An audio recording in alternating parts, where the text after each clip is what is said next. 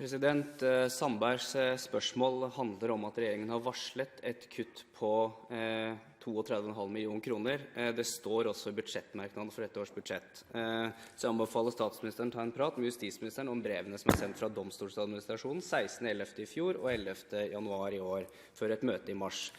Men kjernen I spørsmålet til representanten Sandberg jo det at vi hele tiden ser at det ubalanser I straffesakskjeden. Det tyter ut I den ene retningen. Det ene året det domstolen, det andre året kriminalomsorgen, og så det politiet.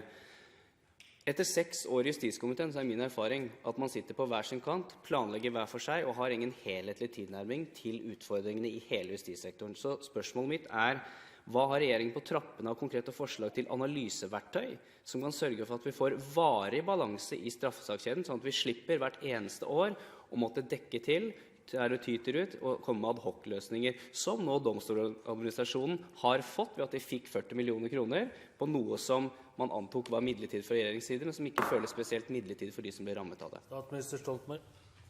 Jeg kjenner ikke til brevene som har gått fra domstolsadministrasjonen 16.11. I fjor, og jeg skjønte også nå I vinter.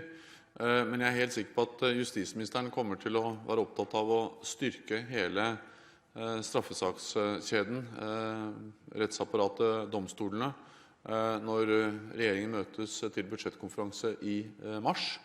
Og da jeg helt sikker på at hun kommer til å argumentere godt for at vi trenger mer penger til hennes område.